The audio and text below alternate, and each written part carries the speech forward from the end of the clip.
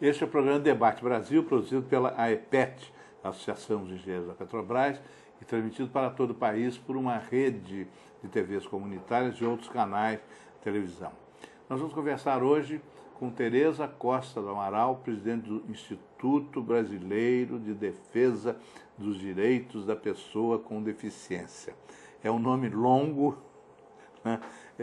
Mas é necessário porque essa é uma questão ainda tão imatura na consciência brasileira que nós não temos noção da importância e dos números desse problema.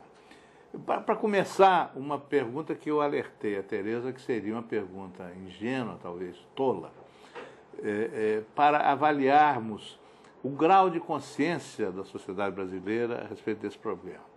Nós estamos vendo cada vez mais nas calçadas das ruas, no piso das agências bancárias, em agências do metrô, talvez em farmácias e lojas, umas faixas metálicas com marcas em alto relevo, ora retilíneas, ora redondas e coisa e tal. Há uma noção muito vaga de que essas placas no chão servem para ajudar a caminhada dos deficientes visuais, que antigamente nós chamávamos de cegos. Isso. Não sei por que mudou, porque Homero, o grande poeta, o Homero o cego. Homero né? Cego, né? John Milton, né, o autor da Areopagite, que é um dos luminares do pensamento político europeu, também era o cego. Agora, deficiente visual. Rei Charles é cego, né? Como diz a o Rei Charles é cego. Tem o tenor, o Andrea Bocelli. É cego ou é deficiente visual? É cego. É cego. Deficiente visual. O cego é a extrema condição do deficiente visual, quer dizer, aquele que não vê nada. Mas como o deficiente visual tem diversos graus, mesmo o deficiente visual que tenha baixa visão, ele precisa, por exemplo, muitas vezes de um piso como esse, não é? Precisa de ajudas técnicas. Não é só o Homero que precisa desse piso. Exatamente. Mas como é que funciona? O que é que o Homero, se voltasse à vida hoje, ia pisar num negócio desse, o que é que ia acontecer? Ele, pelo menos, teria um norte de para onde andar e como andar. Né? Porque é muito difícil para o cego caminhar sozinho, ter sua independência de ir e vir, se ele não tiver algum apoio técnico. Naturalmente, esse apoio é dado por uma bengala ou por um cão-guia. Mas isso não é o bastante, porque o cão-guia ou a bengala não veio para onde ele está indo. Então, ele pode estar indo para por exemplo, um orelhão. Nós costumamos dizer que um orelhão é um mata-ceguinho. É? Porque ele vai com a bengala e o orelhão não tem a proteção que devia ter embaixo para mostrar a bengala do cego que ali tem um orelhão. Ele vai com a bengala não encontra obstáculo, ele vai direto e bate com a cabeça na parte de cima do orelhão, não é?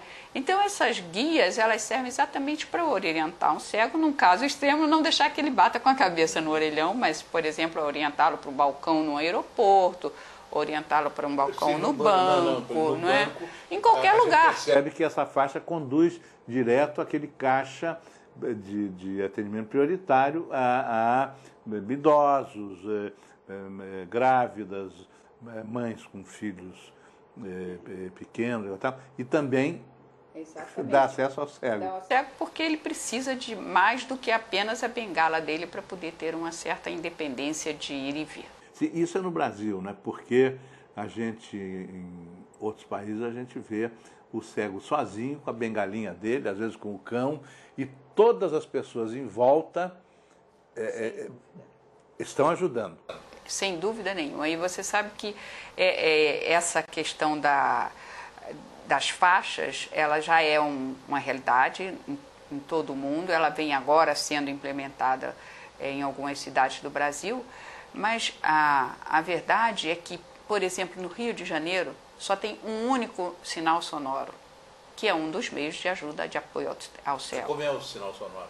Um sinal na hora que fica verde. Para atravessar a rua. Para o cego saber que pode atravessar, porque tem cegos que às vezes ficam 2, 3, 4 sinais esperando que alguém o ajude a atravessar.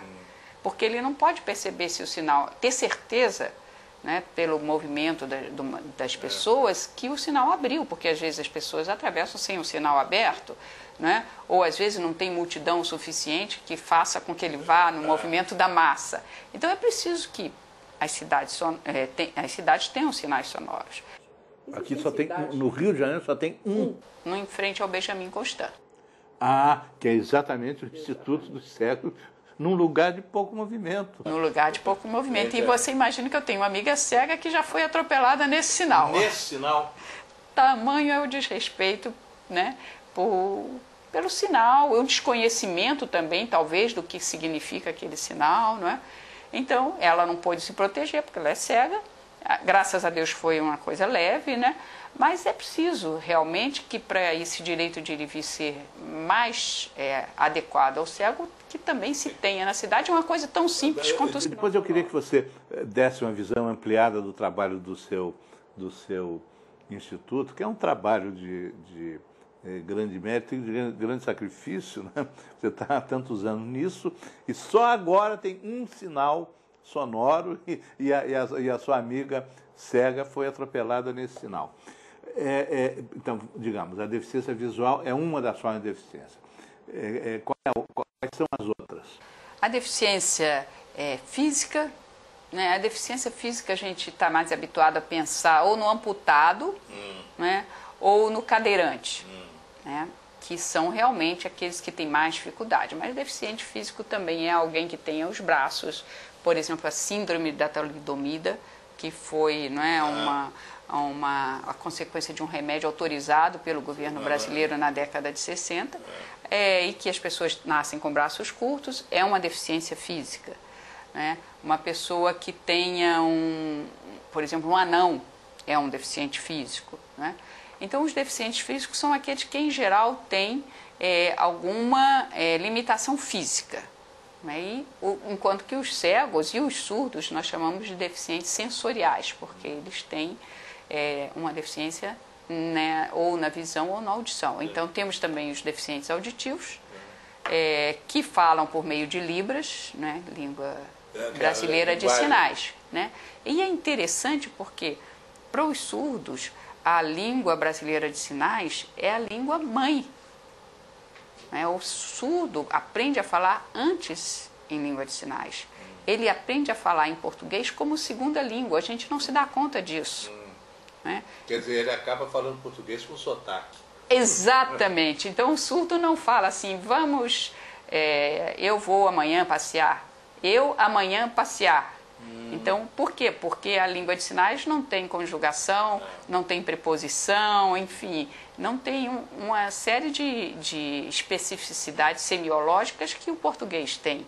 Então, realmente é uma outra língua.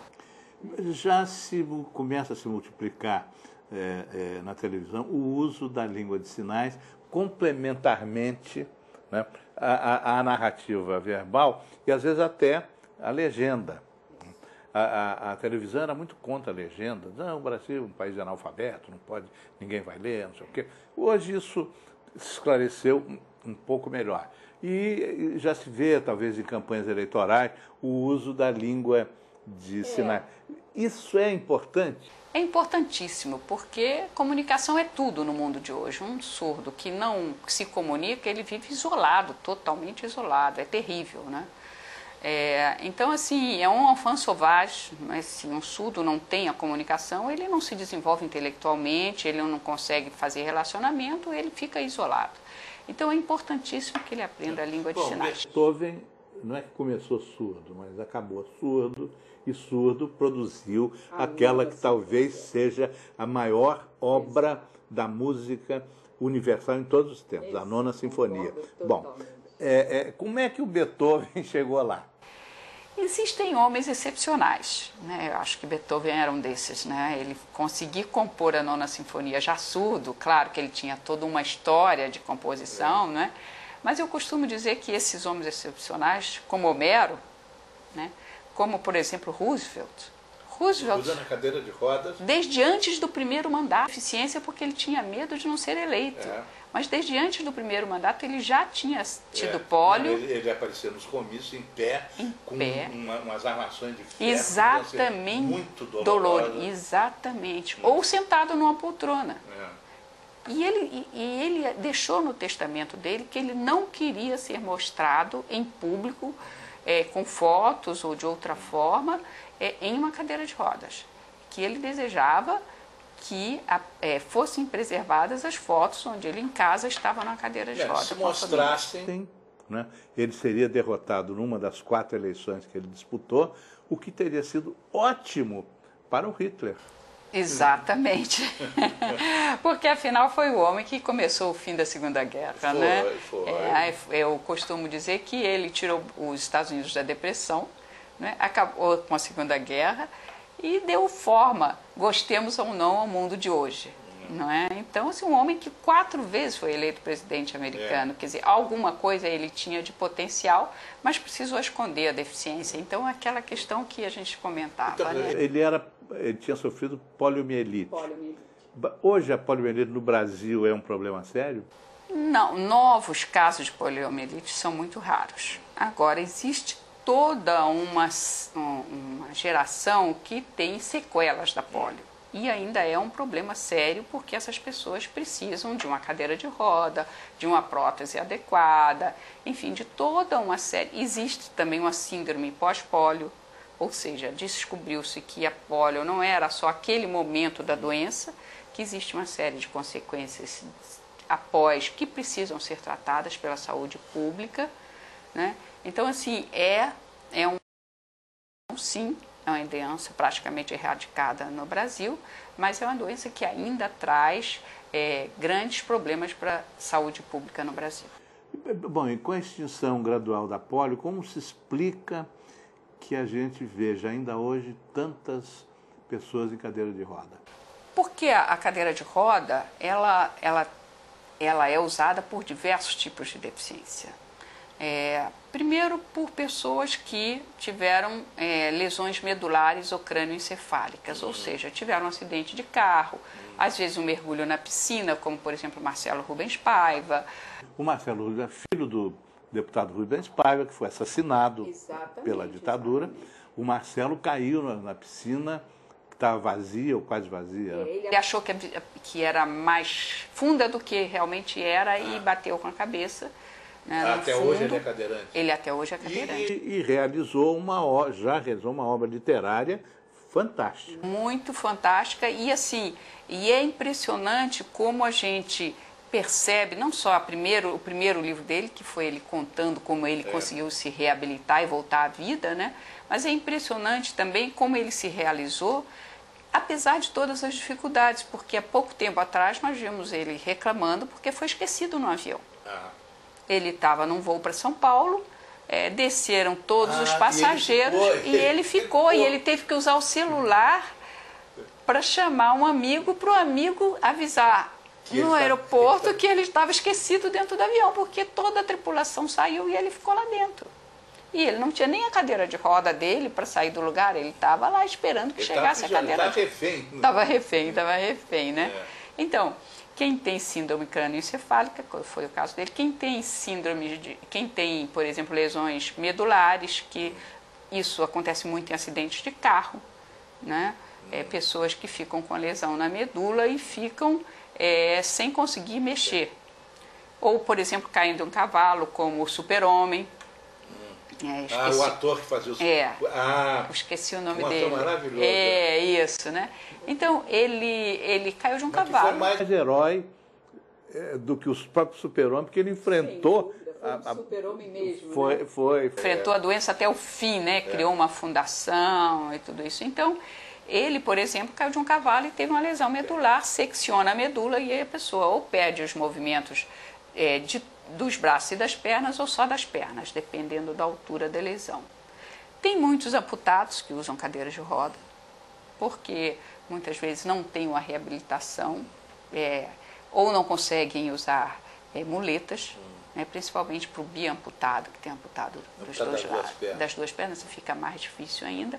Mas, de qualquer jeito, para o amputado é muito difícil ele se habituar a usar uma prótese quando a prótese não é de qualidade. Então, por exemplo, se a gente reparar aqui no Brasil, nós temos muitos amputados. A grande maioria das próteses no Brasil não são de qualidade.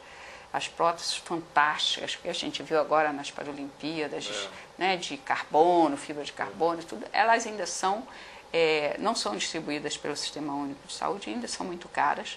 Então, elas são de difícil acesso para a grande maioria dos amputados. E tem uma questão curiosa também, é que quando a amputação é feita de forma muito agressiva, por um desastre, por alguma coisa assim, é muito difícil conseguir usar uma prótese, né? Então, por isso a gente vê um número de amputados muito grande, que no exterior a gente vê menos, né? Porque realmente a recuperação da marcha com uma prótese é muito difícil.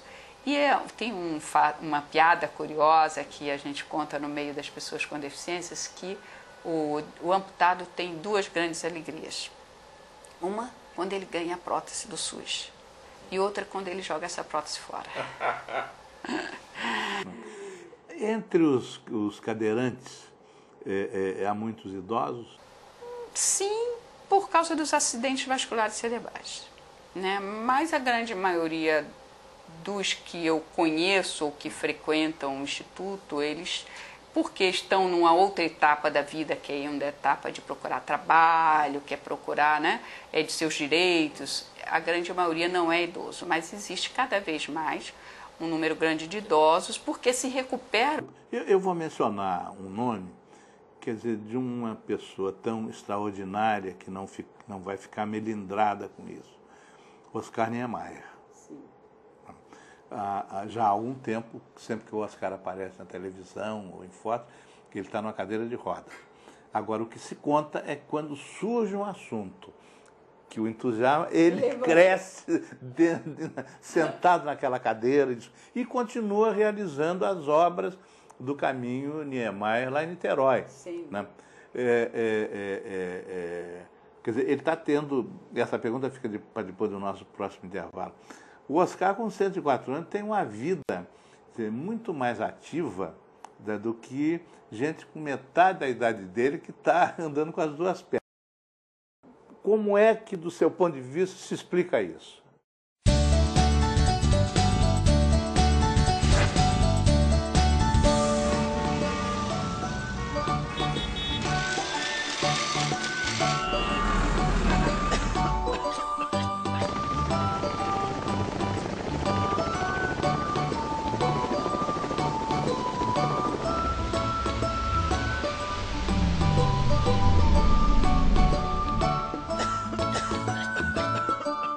Talvez fosse bom pensar no amanhã utilizando melhor o nosso petróleo de hoje, antes que tudo isso acabe.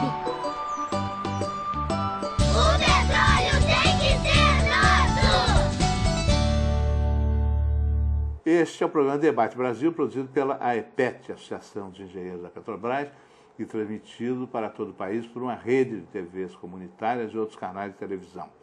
Nós estamos conversando hoje com Tereza Costa do Amaral, presidente do Instituto Brasileiro de Defesa dos Direitos das Pessoas Portadoras de Deficiência Física.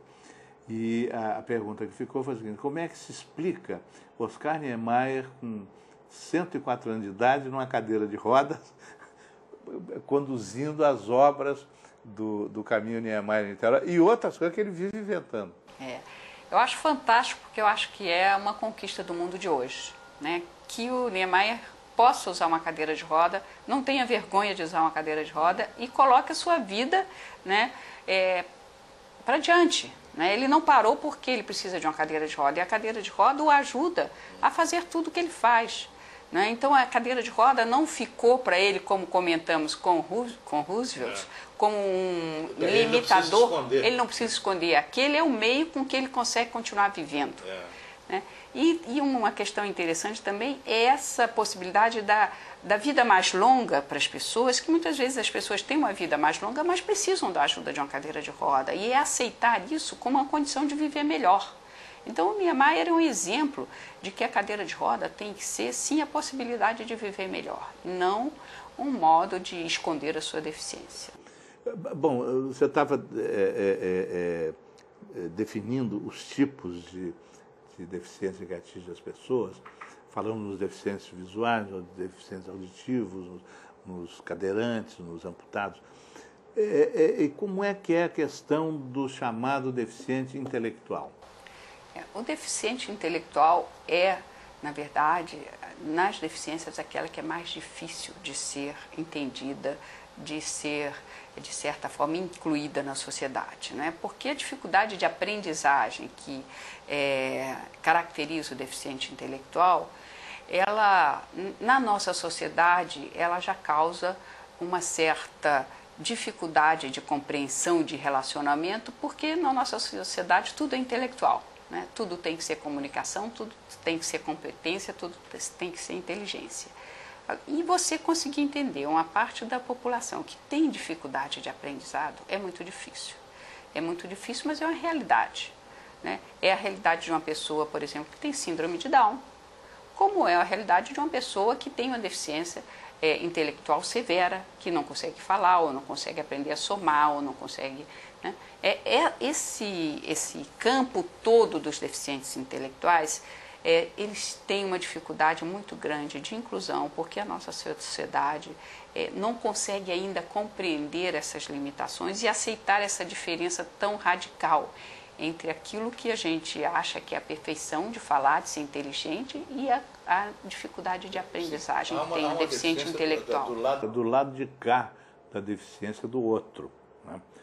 Por exemplo, a gente sabe que o número de casos de autismo no mundo tem aumentado exponencialmente, talvez em consequência das condições psicológicas da vida de hoje, em que o dinheiro foi erigido supremo, a vida deixa de ter muitos outros significados, mas as pessoas que se aprofundaram nisso garantem que os autistas podem ser muito inteligentes e que, por exemplo, gênios como Mozart, o compositor, que está no plano de Beethoven, e Einstein podem ter sido autistas.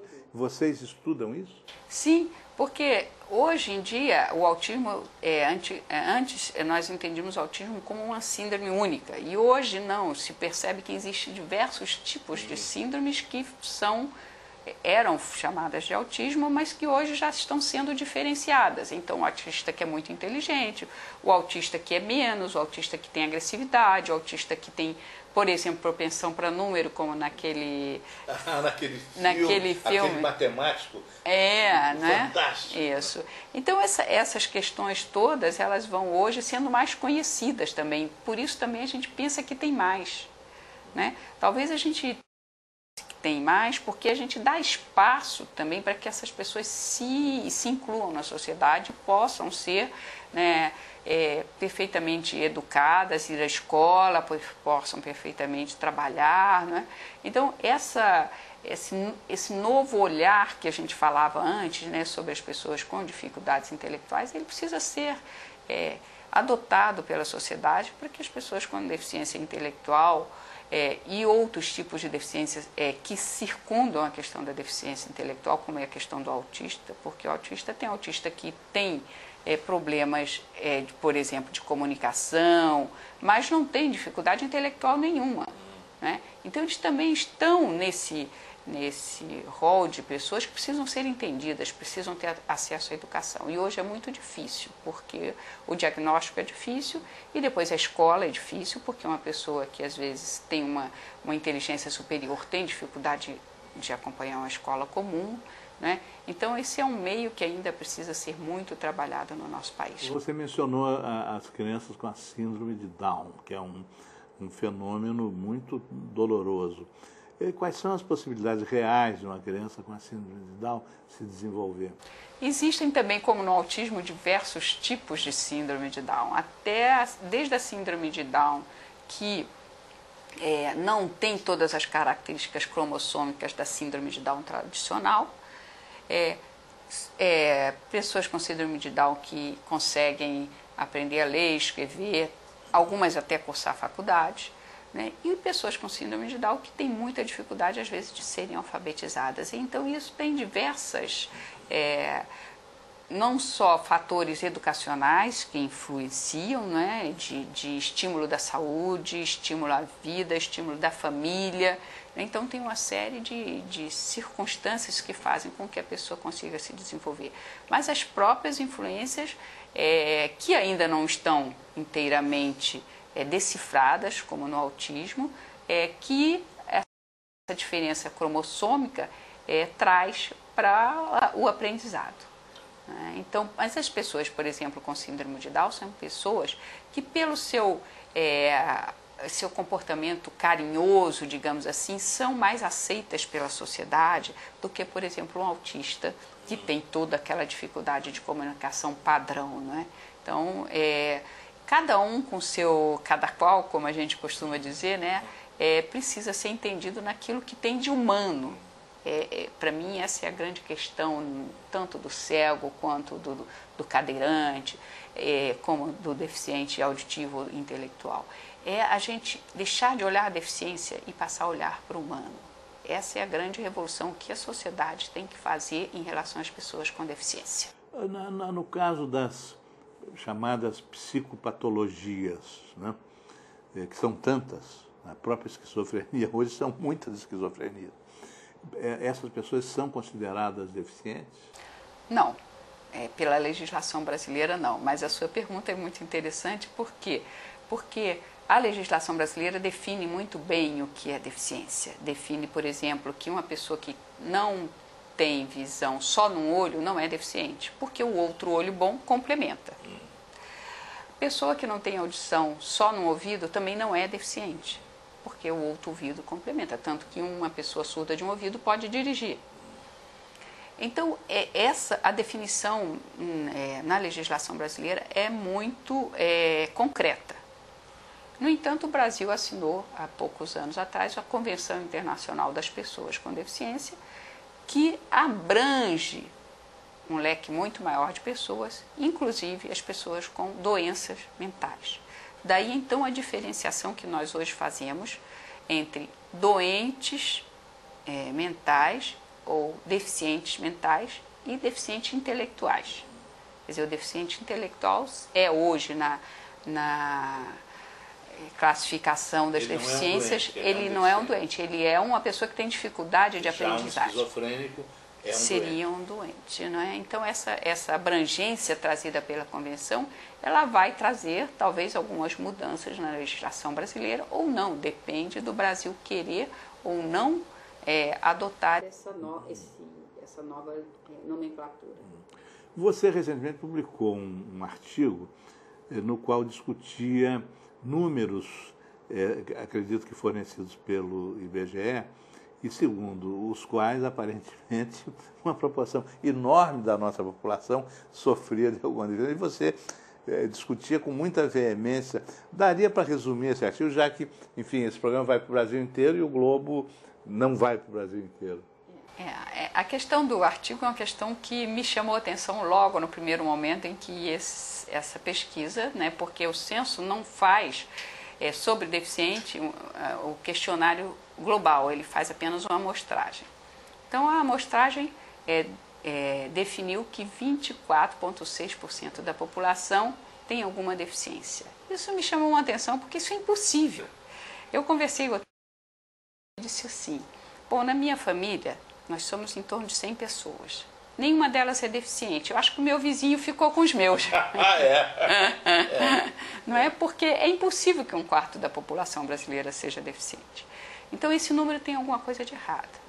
É impossível também, como o censo disse, que 1/5 da população brasileira seja cega. Nós estaríamos esbarrando, 1/5, esbarrando com cegos na rua o tempo todo. E no mundo inteiro, a proporção de cegos é muito menor. No mundo inteiro, a população de cegos é de 0,5% da população geral. 0,5%. Como é que no Brasil nós não tivemos nenhuma catástrofe para produzir tantos cegos, né? Nós não temos nenhum problema que imponha a cegueira para as pessoas. Então, o grande problema que existe nesse resultado é que ele foi feito através de uma amostragem que todos os meus amigos deficientes, nenhum nunca foi recenseado como deficiente, porque nunca cai na amostragem. qualquer que seja o endereço que eles moraram. Então, além da amostragem, ele foi feito por perguntas de autodeclaração.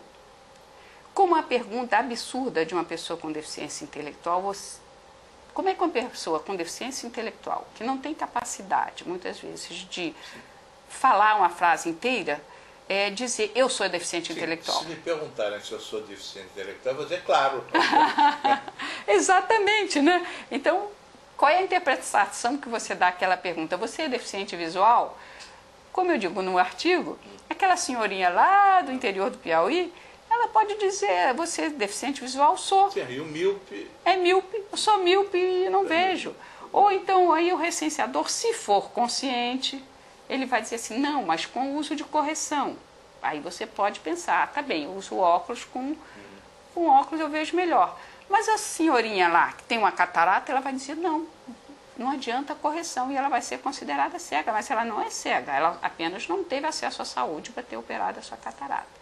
Então essa autodeclaração traz para esses números um erro muito grande, porque quem determina que aquelas pessoas são deficientes são elas próprias. Muitas vezes a pessoa tem vergonha de dizer que é deficiente, muitas vezes ela é claramente deficiente se ela está numa cadeira de roda, mas se ela é surda, por exemplo, ela não precisa se declarar, ela pode esconder, e há ainda vergonha muito grande, né, sobre as pessoas que têm deficiência, elas têm muita vergonha da sua deficiência, quando não estão incluídas. E o que eu achei mais dramático, que eu quis chamar a atenção no meu artigo, foi porque esses números não foram criticados. Esses números foram colocados na imprensa, na mídia brasileira, e não teve ninguém que criticasse esses números. Você está me chamando aqui, a primeira pessoa que me chama para falar desses números, né? Então, assim, esses números precisam ser discutidos. Nós não podemos aceitar esses números como com esses números exagerados, quer dizer, você perde o foco na questão. Você, em vez de se dirigir ao problema verdadeiro, você vai se dirigir a uma multidão de problemas falsos. Você podia então dizer assim, não, Tereza, você está sendo boba, porque você devia pegar esse número e pressionar o governo, né, pressionar o Estado brasileiro para que ele desse mais atenção aos problemas. Mas não, esse número, evidentemente, não é um número que possa dirigir políticas públicas. Esse número pode estar orientando a ação do governo? De jeito nenhum. Não. Esse número não pode, porque esse número não é concreto. A ação do governo é muito pequena. A ação do governo é reduzidíssima em relação às pessoas com deficiências, em todos os níveis. Para você ter uma ideia, o IBDD fez uma ação civil pública há alguns anos atrás, 2007, para que os prédios públicos se tornassem acessíveis. Prédios públicos a nível federal, estadual e municipal. Essa ação civil pública é feita porque o IBDD tem legitimidade e porque o prazo havia vencido, um prazo dado pela Lei de Acessibilidade há muito tempo atrás. Nós passamos um ano discutindo com o Ministério Público e os 3 entes da Federação, Estado, União e Município. Depois de um ano, a juíza nos deu a sentença, uma sentença que diz que o Estado, União e Município são obrigados a adaptarem seus prédios. Ela deu mais 6 meses, se eu não me engano, e pena de multa de R$10 mil por dia por prédio não acessível. A última vez que eu fiz a conta, a multa estava mais ou menos em 16 bilhões de reais. Bilhões? É claro que essa multa nunca vai ser aplicada. Com 16 bilhões, mas daria para pagar a acessibilidade de todos. Todo o país, de todo o país, né? O IBDD podia receber essa verba e acessibilizar o país inteiro, né? Então, respondendo a sua pergunta, isso mostra, né, a distância entre a realidade das pessoas com deficiência e o compromisso do Estado brasileiro. O Estado brasileiro é o grande omisso na questão da pessoa com deficiência. Bom, essa questão da acessibilidade dos prédios, né? Se conseguir isso para prédios públicos, quer dizer, já é um avanço. Mas não deveria, a pergunta fica para depois do nosso intervalo, não deveria haver acessibilidade em todos os prédios?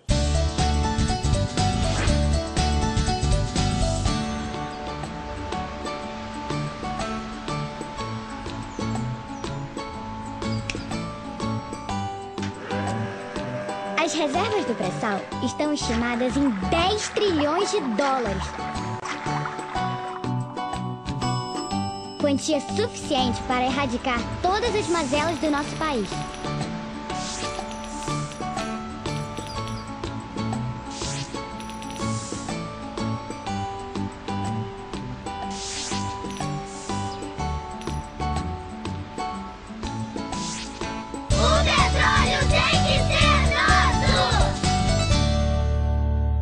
Este é o programa Debate Brasil, produzido pela AEPET, Associação dos Engenheiros da Petrobras, e transmitido para todo o país por uma rede de TVs comunitárias e outros canais de televisão.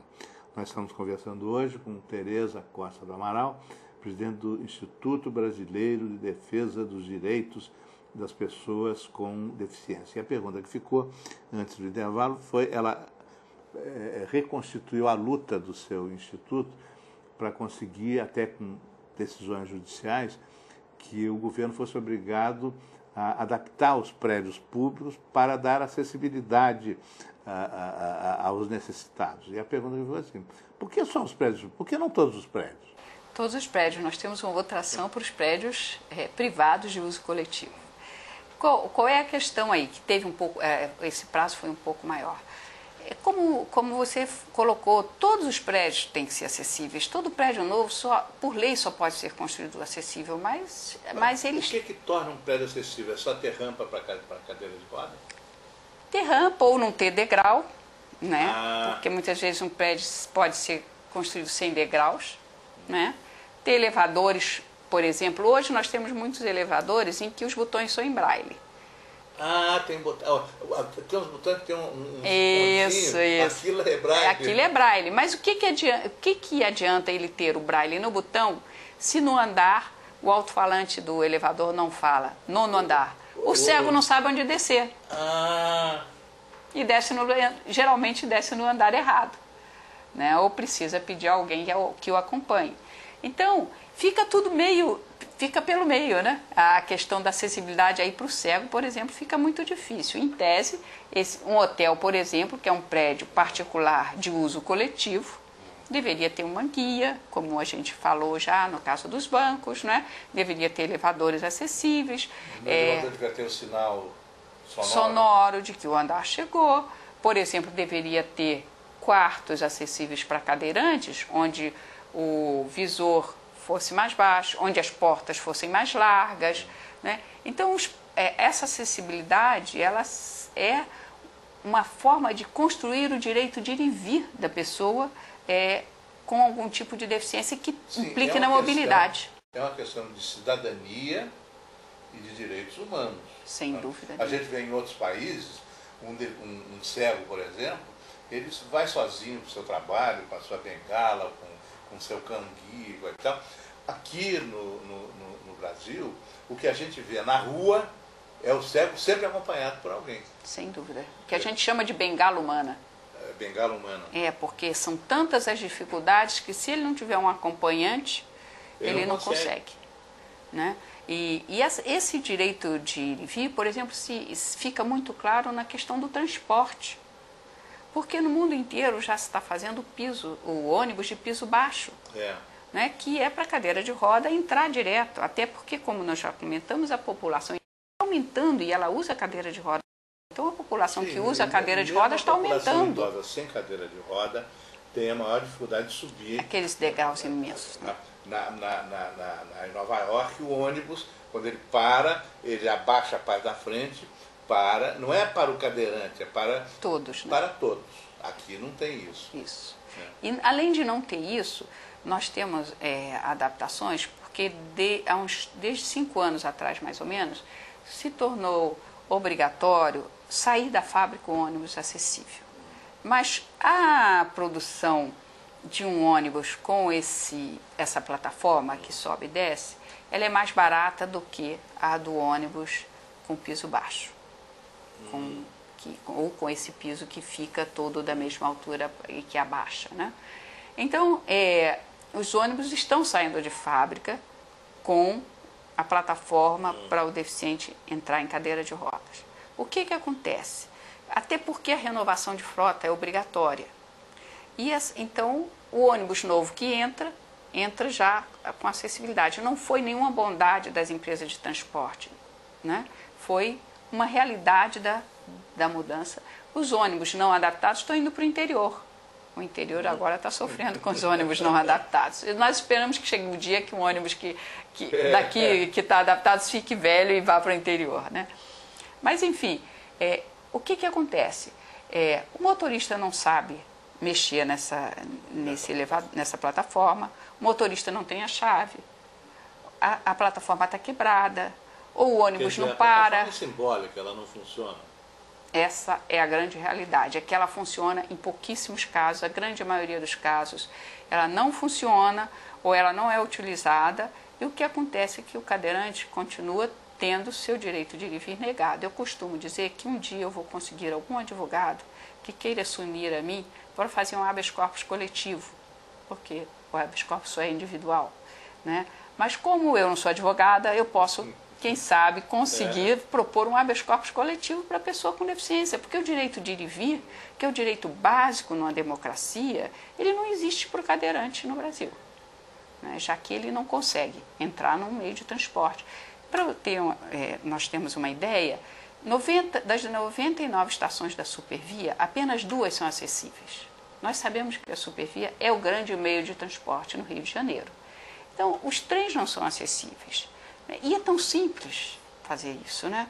Por exemplo, tem um vídeo no YouTube que mostra uma senhora se arrastando por debaixo da catraca.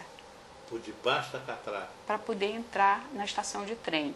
Quer dizer, isso não só acontece no Rio, como certamente acontece em todo o Brasil. Ela não está querendo sonegar o pagamento, que o único jeito é passar por baixo. Exatamente, o único, e a cadeira de roda dela teve que passar por cima, as pessoas ajudaram a passar por cima.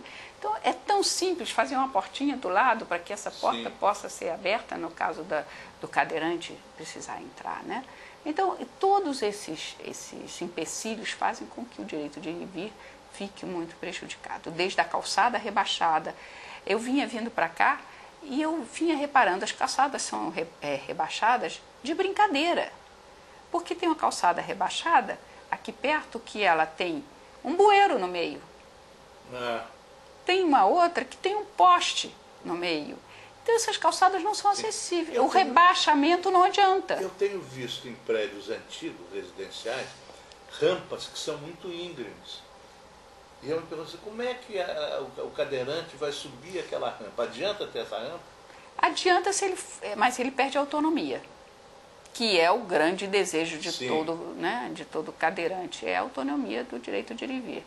Então elas adiantam por quê? Porque em vez de você ser levantado no colo, se você está numa cadeira de roda, ou ser nos solavancos do degrau, você é empurrado numa rampa mais alta, mais inclinada. Melhor essa rampa do que nenhuma rampa. Do que nenhuma rampa. Agora, acontece, por exemplo, que a prefeitura acaba de fazer na Barra, por exemplo, todo esse transporte rápido, esse sistema de transporte rápido, que tem pontos novos e que as rampas estão muito íngremes. Estão exatamente como essa rampa que você mencionou. Então, foram feitas depois de já haver toda uma série de normas técnicas e continuam construindo errado. Quer dizer, tem muito ainda para fazer. Muito para fazer. Então, eu queria que você expusesse como é o trabalho do Instituto, porque certamente muitos dos nossos telespectadores estarão muito sensibilizados à narrativa, como eu, e gostariam de contribuir. Independente, nós não recebemos verbas públicas, nós vivemos daquilo que produzimos, vendemos serviços para empresas, para que elas consigam empregar bem o deficiente, e vivemos desses recursos. Nós temos 2 linhas de atuação que são exatamente o objetivo final do Instituto, que é a cidadania da pessoa com deficiência. Então, toda a cidadania ela é concretizada pelo conjunto de direitos que são exercidos, né, e pela luta por esses direitos na justiça. Então, o direito ao trabalho é o direito que hoje contempla, né, o fim de caminho de cidadania de qualquer um de nós, né? A escola, a saúde e o direito ao trabalho a ter seu próprio sustento. Então, o Instituto trabalha com inclusão no mercado de trabalho, trabalha diretamente com empresas e com pessoas com deficiência. Então, nós trabalhamos em todo o Brasil. Cada um dos que estão nos ouvindo, procure o site do IBDD, www.ibdd.org.br.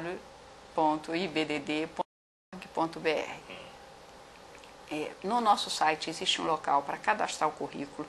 Nós atuamos em todo o Brasil, em todos os rincões mais remotos. Por exemplo, já empregamos pessoas com deficiência em Carajás, já empregamos em Rio Grande, já empregamos em Minas. Nós trabalhamos em todo o Brasil. Então, nós precisamos que as pessoas com deficiência que querem trabalhar venham aos nossos sites, se inscrevam no IBDD para que a gente possa chegar a elas. Se uma empresa da região onde elas moram nos procurar, onde é só se registrar, nós vamos fazer um contato e nós vamos fazer o melhor trabalho possível para que ela esteja bem empregada. Então, essa é uma área importantíssima porque é aí que se realiza a cidadania. Além dessa área, nós temos uma área que é a área de defesa de direitos. Talvez nós sejamos o único escritório de advocacia especializado em defesa de direitos do deficiente. Mas, como eu costumo dizer, nós não defendemos, por exemplo, um deficiente que quer se divorciar ou que quer lutar pelo seu aluguel. Não é essa a questão. Sim. Nós defendemos algumas das suas garantias de direitos que foi, de alguma forma, desrespeitada. Por exemplo, o deficiente que não consegue ganhar uma cadeira de roda adequada, nós conseguimos entrar na justiça. Eu acho que muitas vezes as pessoas pensam que uma cadeira de roda motorizada é luxo.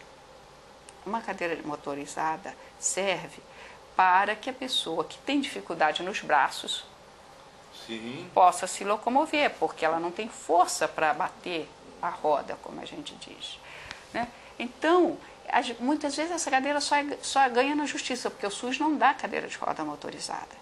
Então, a gente precisa entrar na justiça para que essa pessoa ganhe uma cadeira de roda motorizada. Por exemplo... A presidente Dilma sabe disso? Porque é um escândalo, né? Nós temos o SUS, e o SUS discriminar entre a cadeira motorizada e a cadeira não motorizada. A presidente Dilma lançou um programa Viver Sem Limites, que eu espero que chegue a ser aprimorado e chegue a construir algum significado, né, para o deficiente em sua cidadania. Mas hoje a situação é muito difícil. Por quê? Porque o SUS só dá cadeiras de rodas padronizadas. Então você pode ser gordo, magro, pequeno, grande, ter uma lesão na medula maior ou menor, tem 3 ou 4 tamanhos de cadeira e pronto. Eu tenho visto pessoas na rua com a cadeira motorizada, às vezes mulheres idosas que estão lá independentes, tocando a sua vida. Exatamente. Graças à cadeira motorizada. Mas Exatamente. no governo não há compreensão para isso? Não, no governo só se dá a cadeira básica mais barata e mesmo assim quando o SUS está dispensando, como eles dizem, porque assim, por exemplo, nós tivemos um rapaz em Nova Iguaçu que precisava de uma cadeira de roda e a cadeira de roda dele quebrou e Nova Iguaçu, naquele momento, o SUS não estava com cadeira de rodas para distribuição. Então ele ficou sem cadeira de roda, com a cadeira de roda remendada, porque o SUS, naquele momento, o SUS tem em cada município tem 2, 3 postos, às vezes um só, dependendo do tamanho do município, que ele distribui. O caso, por exemplo, de prótese auditiva é terrível, porque a prótese auditiva tem que ser feita sob medida. Então, uma criança, quando nasce, ela deveria ganhar uma prótese auditiva. Por quê? Porque se ela tem uma prótese auditiva, que ela tem um resquício de audição, ela vai poder crescer ouvindo, ela vai poder ser oralizada com mais facilidade, ela vai poder se comunicar com mais facilidade, ela vai poder se desenvolver com mais facilidade.